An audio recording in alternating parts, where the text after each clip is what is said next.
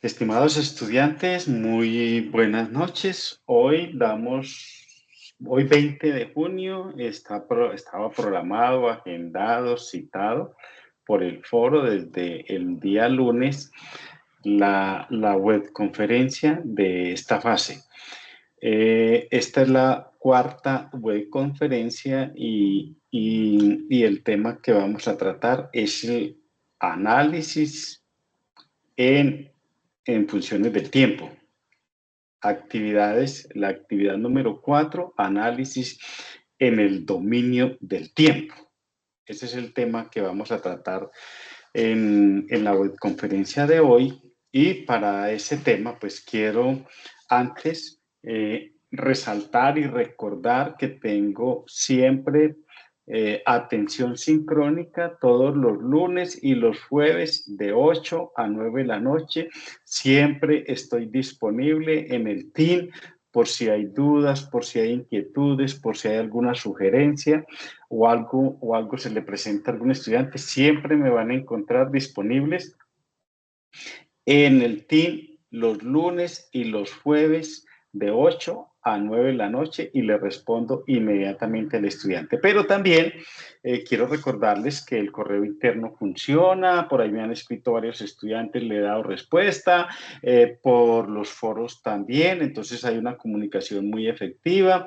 En este momento estoy terminando de calificar la fase 3, espero este fin de semana terminar de calificarla y algún estudiante que me escribió por ahí por el correo interno también, digamos que estoy pendiente por darle respuesta. Me escribió en el día de ayer, máximo en el día de mañana le estaré dando la respuesta. Entonces, para el día de hoy, les voy a hacer les traigo la siguiente presentación. Voy a compartir, voy a compartirles pantalla. Voy a compartir pantalla.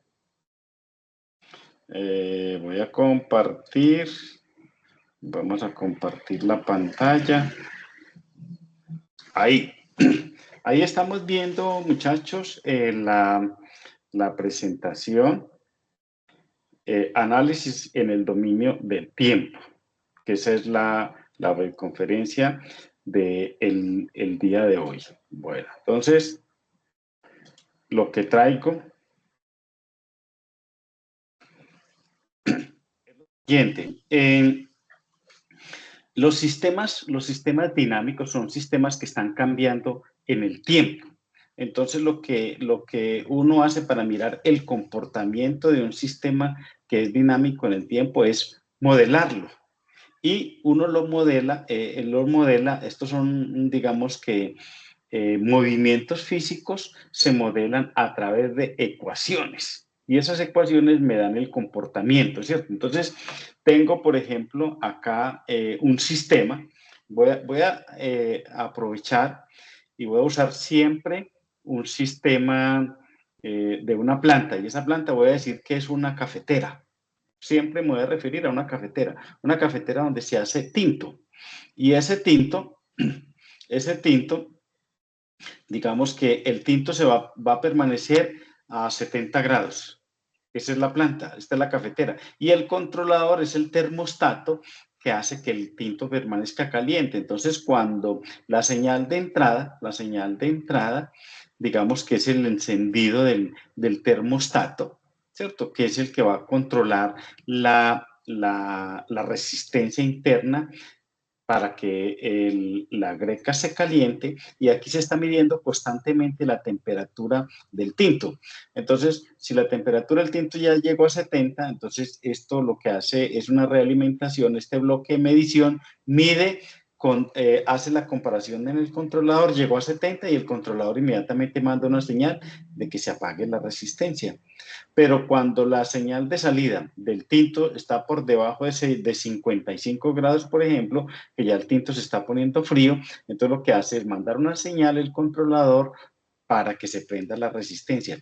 Esto lo que hace es mantener el tinto a una temperatura moderada de que se pueda tomar, ¿cierto? Entonces, en un sistema de modelado existen variables de entradas y variables de salida. ¿cierto? Esas variables de entrada son aquellas que son independientes de la salida, pero permite manipularlas y obtener las señales de salida, ¿cierto? Y las variables de salida es el resultado de todo el proceso interno del sistema que nos va a dar como una señal de salida deseada, ¿cierto? Entonces, tengo aquí la misma planta, el controlador, la misma greca, pues yo estoy simulando esto como una greca de tinto, pero pues, esto puede ser un sistema llenado de tanques, puede ser un avión que se controla a ciertas velocidades, a cierta altitud, puede ser un sistema de temperatura para controlar la temperatura de unos pollitos que están naciendo, por ejemplo. En fin, cualquier sistema que se controle. Y entonces a la salida lo que nos interesa a nosotros tener es unas ecuaciones que me permita predecir el comportamiento del sistema. Entonces a la salida yo puedo tener tres situaciones. Unas ecuaciones diferenciales, que son las que voy a hacer en el modelado a través del tiempo. Puedo tener una función de transferencia, que con eso voy a hacer un modelado en función de la frecuencia. Y puedo tener también unos espacios de estado, que lo que voy a hacer un modelado en espacios de estado. Y con todo esto, tanto con las ecuaciones diferenciales, con la función de transferencia y con los espacios de estado, voy a poder determinar el comportamiento de este sistema. ¿Qué pasa? Es que con las ecuaciones diferenciales el sistema se vuelve un poco complejo resolverlo, mientras que con una función de transferencia lo que voy a obtener es un sistema mucho más liviano, más fácil de analizarlo. Bueno, entonces,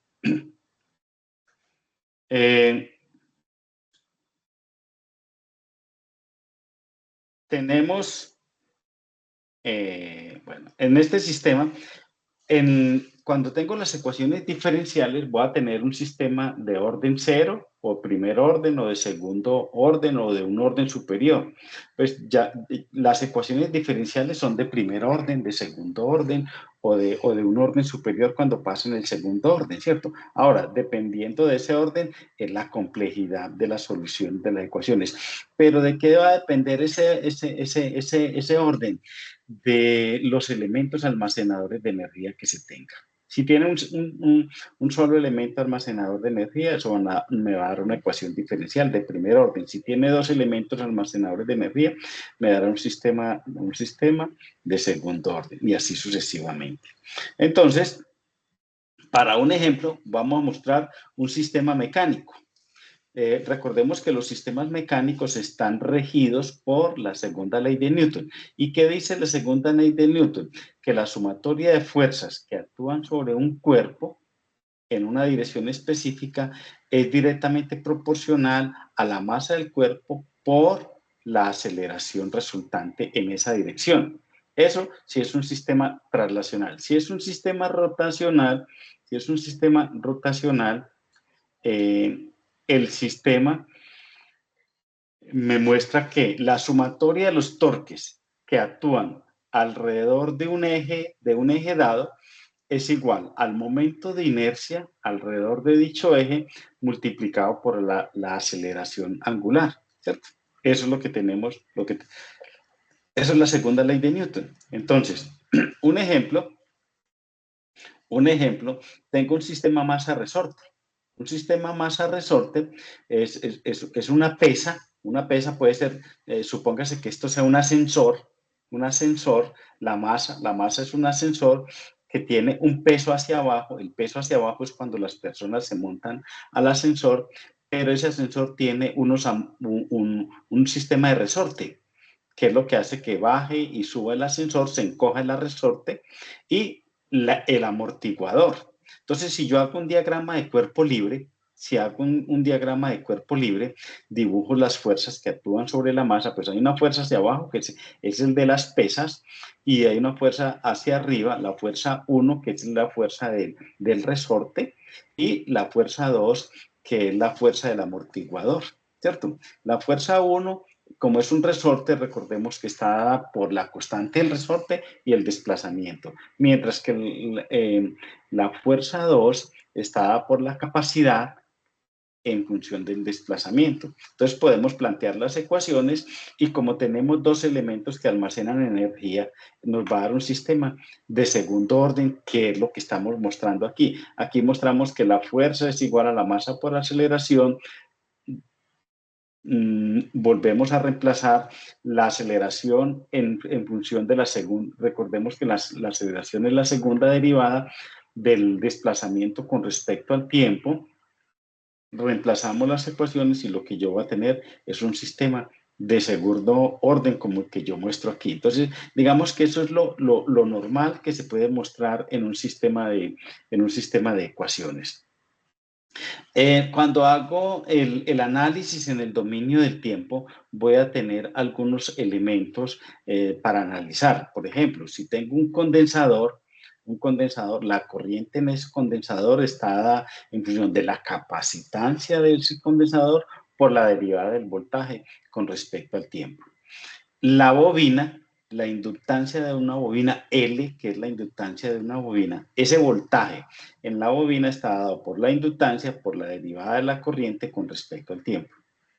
Y una resistencia, el voltaje en la resistencia es el valor de la resistencia por la corriente que pasa por la resistencia. Entonces tenemos esos ejemplos.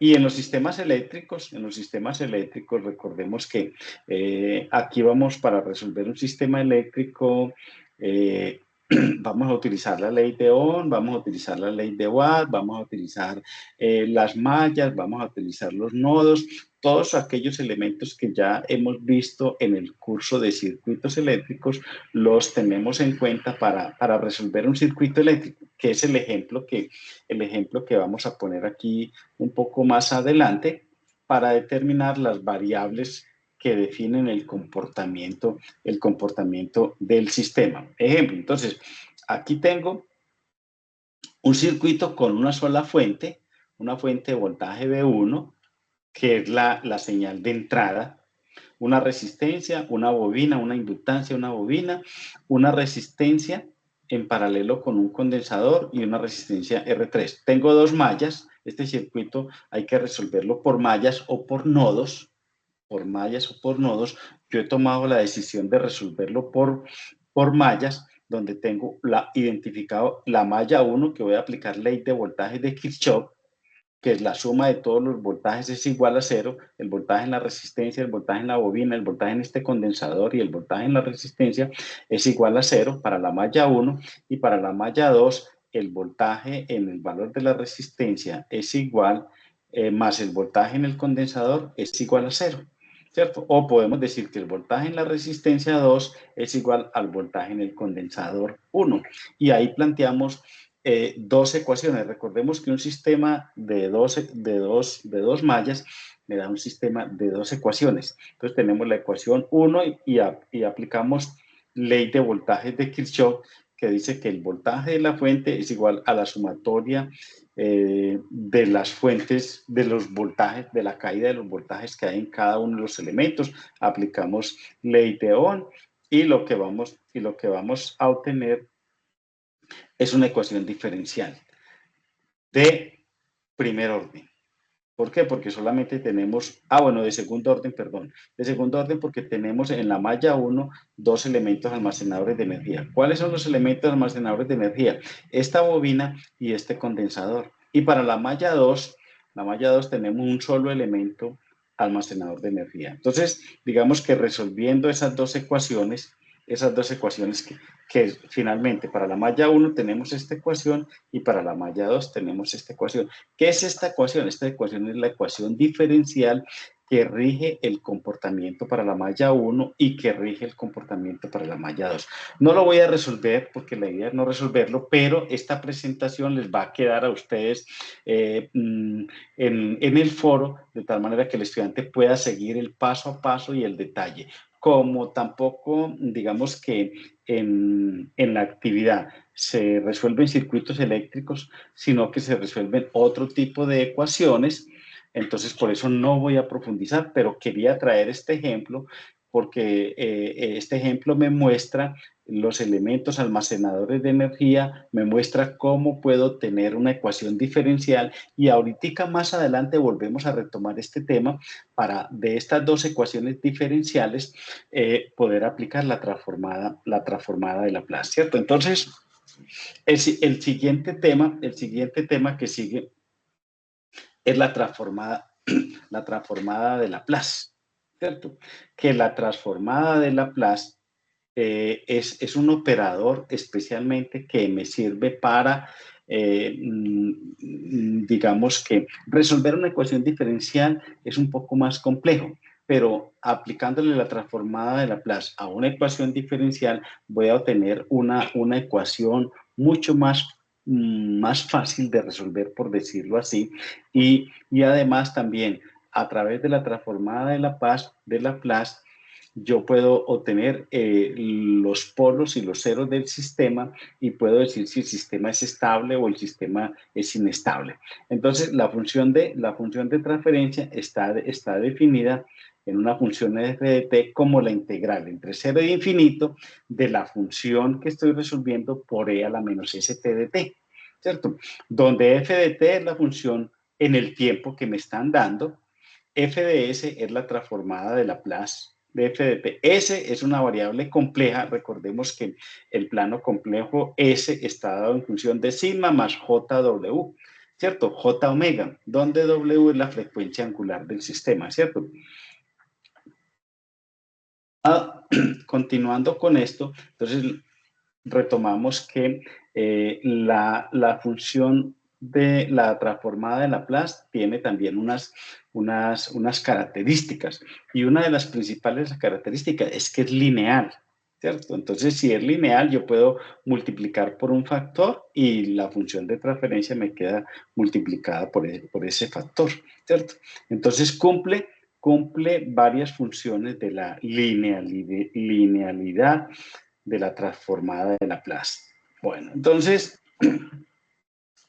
yo puedo aplicar la transformada de Laplace que lo que me hace es convertir una ecuación diferencial en obtener una ecuación algebraica mucho más fácil, mucho más sencilla, digamos que más fácil de analizar. Entonces, esta es una ecuación diferencial. Esta es una ecuación diferencial que obtuve de las que ya resolvimos y le aplico la ecuación diferencial a la primera y la ecuación diferencial, la transformada de Laplace a la primera, perdón, y la transformada de Laplace a la segunda, ¿cierto? Como por propiedades de la transformada de Laplace yo puedo, esto es una suma, entonces la suma de las transformadas, que es la expresión que estamos mostrando así. Entonces, esta función de transferencia que está en función del tiempo se traslada a una ecuación que se llama transformada de Laplace en función del plano complejo S. Y eso lo que hace la transformada de Laplace es presentarme una forma de ecuación mucho más lineal y mucho más sencilla. Y ahora, esa ecuación, cuando yo la presento, la salida en función de la entrada, eso se llama la función de transferencia. Y esa función de transferencia es la que me permite mirar si el sistema es estable o el sistema es inestable, donde puedo hallar los polos y los ceros. Y eso es lo que me dice la estabilidad de un sistema, que inclusive en el primer ejercicio donde está la infografía, hay una pregunta que dice que hablemos sobre los polos y los ceros del sistema y eso está dado en términos de la función de la transferencia. Bueno, entonces esta función de transferencia tiene unas ventajas muy marcadas, que la primera es que se representa la salida sobre la entrada, o sea, la función de la salida sobre la función de la entrada. Y permite predecir cómo va a ser el comportamiento de un sistema. Tiene una interpretación inmediata en términos de la frecuencia, ¿cierto?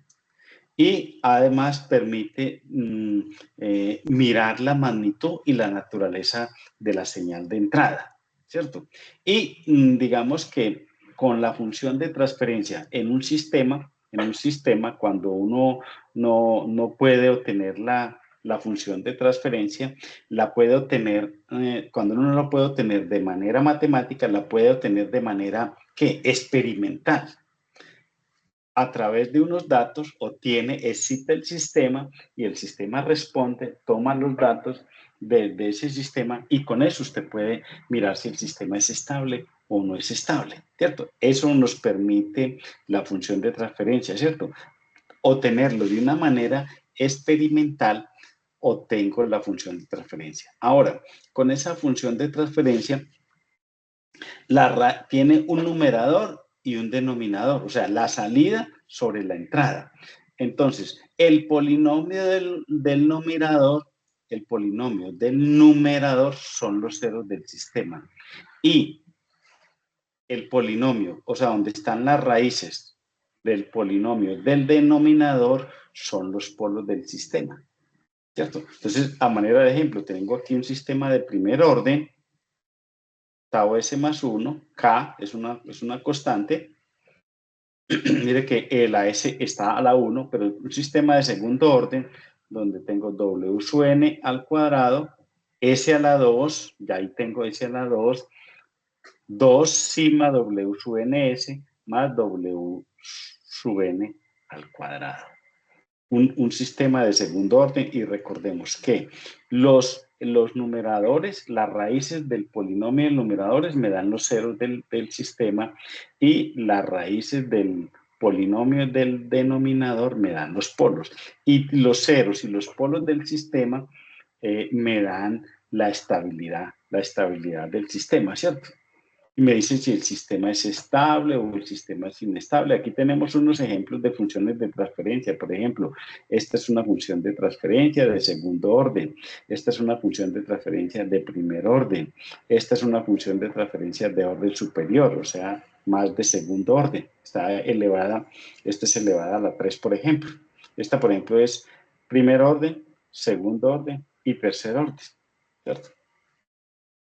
Y yo hago las raíces del numerador y me dan los ceros. Y hago las raíces del denominador y me dan los polos. Bueno, una función de transferencia de un sistema pues tiene esta forma, donde W sub n es conocida como la frecuencia natural y sigma es el coeficiente de amortiguamiento de la función, ¿cierto? ¿Y qué es lo que me permite esto? Esto me da una dinámica dependiendo de la ubicación de los polos de la función de la transformada, los cuales tienen una representación matemática que está dada en términos de la función cuadrática. ¿Cómo resolvemos la ecuación cuadrática? B más o menos raíz cuadrada, ¿cierto? Entonces, eso es lo que vamos a aplicar aquí. Bueno, pero antes quería mencionar que en un sistema de segundo orden, cuando sigma está entre 0 y 1, es un sistema subamortiguado. Cuando sigma es igual a 1, es un sistema de amortiguamiento crítico.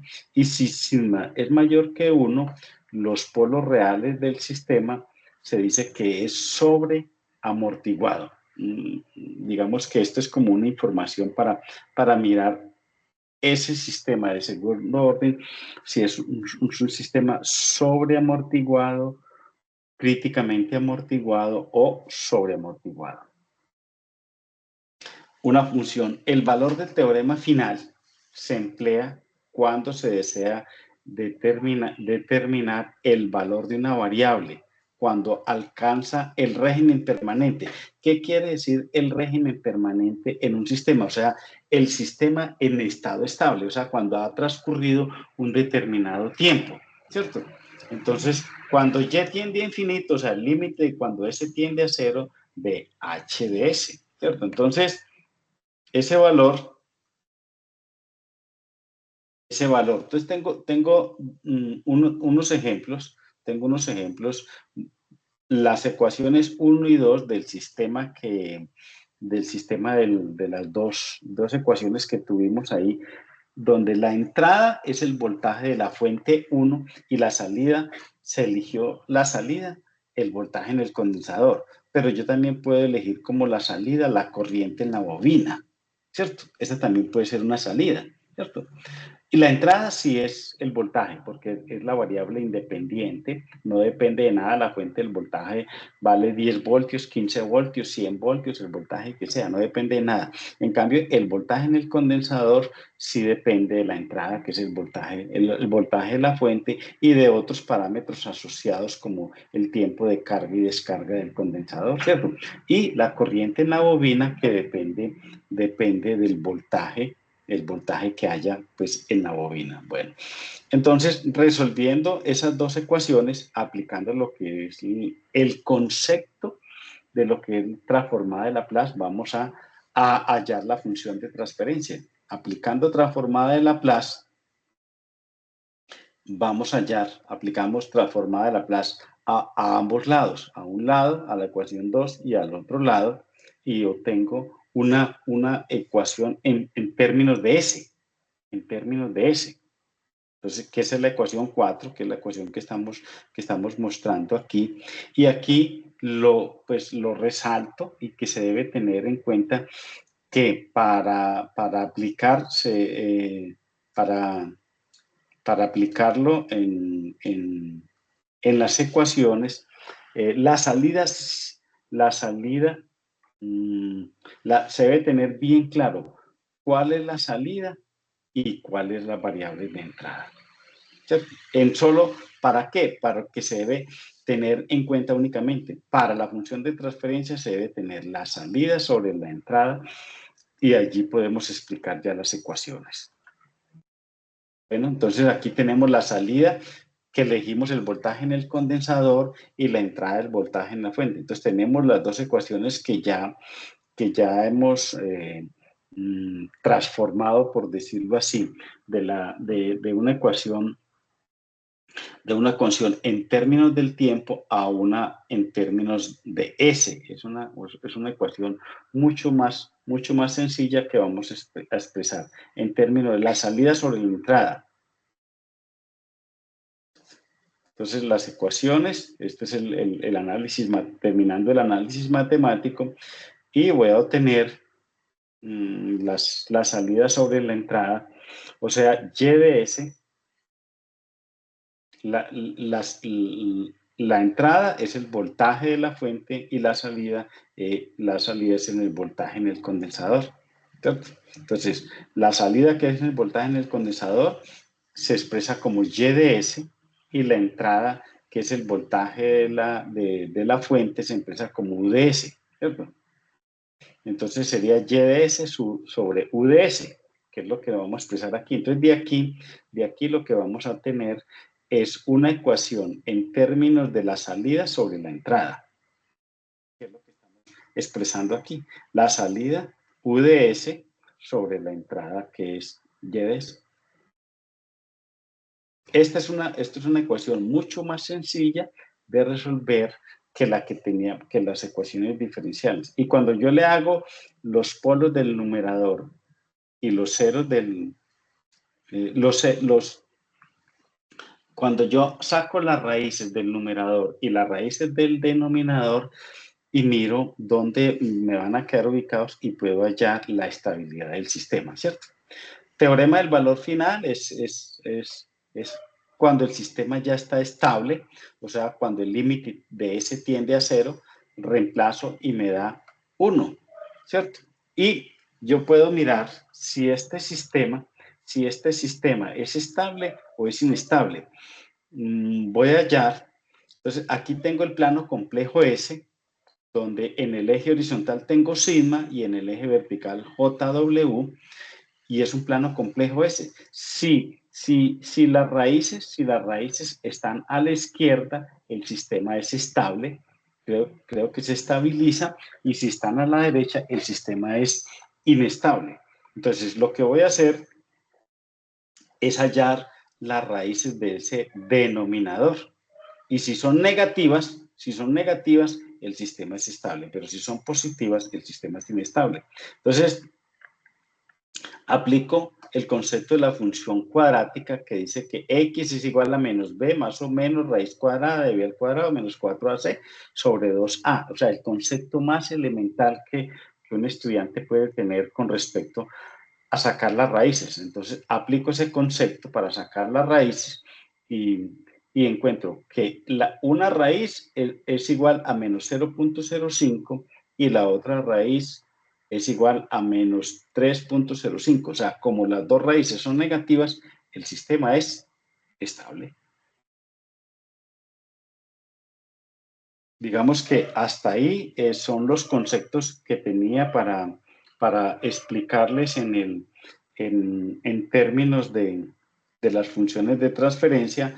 Vamos a mostrar, voy a mostrarles el documento donde el documento guía para esta fase. Entonces, el documento guía dice que lo primero que el estudiante debe consultar es el libro de Anne Baldar y en el foro están 3 formas de que el estudiante pueda acceder a este libro, puede consultarlo. Y aquí quiero resaltarlo, esta nota que además lo dice la guía, es que todos los avances que el estudiante mande a los foros debe estar en Word y hay estudiantes que lo envían en PDF. Son muy poquiticos, pues 1, 2 o 3 a lo sumo, pero les recuerdo que debes enviarlos en Word. Y las entregas ya finales que se hagan a través del entorno de evaluación sí deben ser en PDF. Entonces, la primera actividad es una infografía con respecto a los conceptos estudiados en el libro, en el texto guía, y el estudiante debe en esa infografía explicar las siguientes preguntas, ¿cierto? Con sus propias palabras, después de leerlo. Explique qué criterio debe cumplir los polos para que un sistema sea estable o inestable. Eso ya lo explicamos inclusive. Sus raíces deben de ser negativas, ¿cierto? Obviamente debe explicarlo con sus propias palabras, pero en realidad ese es el concepto que aplica. ¿Qué propiedad hace posible encontrar la transformada inversa de Laplace? ¿Cierto? Y explíquelas. Y le dice, de acuerdo a la ecuación 11.1 de la página 330 del libro de la guía, ¿cierto? Planté la integral para la transformada x de s de esta señal, 10t cuadrado seno de 60t por u de t. Y dice, tenga en cuenta que solo se pide plantear la integral, más no resolverla. No le estamos pidiendo que el estudiante la resuelva, simplemente que la plantee la integral, o sea, coloque el signo de las integrales y las deje planteadas. Y descomponga en fracciones parciales esta función de transferencia. En fracciones parciales quiere decir que A sobre un denominador más B sobre un denominador más C sobre un denominador. Eso es lo que nos están pidiendo, eso es lo que nos están pidiendo allí. Y en el punto E, encuentre la función de transferencia h de s para el diagrama de polos y ceros de esta figura, donde nos dice que K es igual a 2 y nos están dando 2 polos en 2 y 3 y un 0 en 3, en menos 3, perdón, y nos dicen que hallemos la función de transferencia. Allí, entonces, esa es la infografía. El estudiante debe elegir un número, como siempre lo ha hecho en todas las actividades, colocarlo, trabajar con el número 2, con el número 3. En esta actividad número 4 ya algunos estudiantes ya han elegido hasta el día de hoy, 18 estudiantes ya han elegido, 2 han mandado la infografía, muy juiciosos, los felicito porque esta actividad se abrió hace 3 días y ya hay estudiantes que ya han mandado. Entonces, esta actividad continúa resolviendo los siguientes ejercicios, haciendo una transformada de Laplace y le dice al estudiante que vaya a esta plataforma. Y en esta plataforma es una plataforma para que el estudiante, digamos, resuelva la transformada de Laplace. Ahí va a resolver todos estos ejercicios, el ejercicio A, el B y el C, y debe realizarlo y enviarlos al foro, ¿cierto? El estudiante se va a esa plataforma, desarrolla los ejercicios. Esa plataforma tiene conceptos matemáticos, conceptos de geometría, conceptos de álgebra, pero aquí lo que vamos a resolver son estas transformadas, simplemente. Y luego, en el ejercicio 2, se va a hallar a una función de transferencia se le va a hallar los polos y los ceros. Y le dice, usando la guía en los ejemplos los ejemplos 11.4 y 11.5, le dan inclusive las páginas del texto guía, que también le estoy dando los elementos para que el estudiante acceda a los libros, y le va a decir que encuentre y dibuje los polos y los ceros del siguiente sistema. Puede usar MATLAB para que encuentre, y aquí se les da una guía para que el estudiante pueda utilizarla en MATLAB y pueda verificar su respuesta. Entonces le están dando la primera ecuación y se le pide que indique si el sistema es estable o inestable. Recordemos que para mirar si el sistema es estable o inestable, debe encontrar los polos y los ceros, ¿cierto? Entonces les pide que los halle matemáticamente, y eso, si le va a dar negativo, el sistema es estable, ¿cierto? Pero también le dice que lo grafique, y usted puede ver la gráfica del comportamiento del sistema, cómo le queda, ¿cierto? Y aquí le dan, a continuación se encuentra un código guía para que en el software de MATLAB le sirva de apoyo en la práctica de los ejercicios. Entonces dice, función de transferencia, el numerador 2, 3, y el denominador es s cuadrado más 3s más 5, que vean aquí está la función. La función es, el numerador es 2s más 3 y el denominador es s cuadrado más 3. Ahí tengo la función y hallo los polos y los ceros, y él me da la gráfica. Aquí está la gráfica, ¿cierto? En MATLAB. Y me dice, grafíqueme los polos y los ceros de esa función de transferencia. Eso nos permite verificar el análisis matemáticos que resolvamos. Bueno, como tercer ejercicio, se pide hallar la transformada inversa de Laplace usando un ejercicio que está en la sesión del ejemplo 11.6 de la página 342 del libro guía, y nos dan esta. S más A, recordemos que la A es el número que ya han elegido, y con fundamento a eso desarrolla la transformada inversa de Laplace.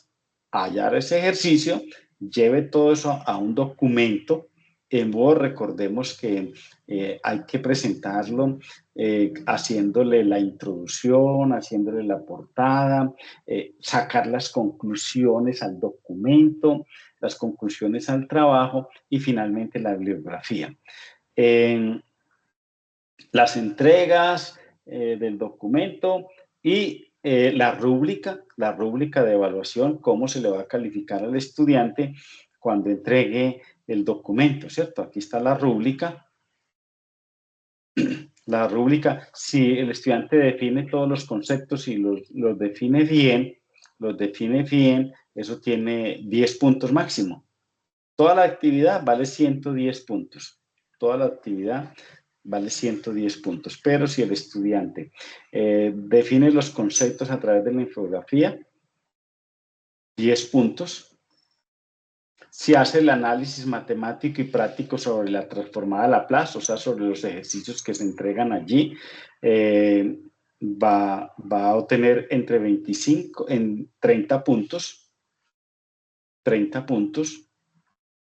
Si el estudiante hace el análisis matemático sobre la función de transferencia, otros 30 puntos.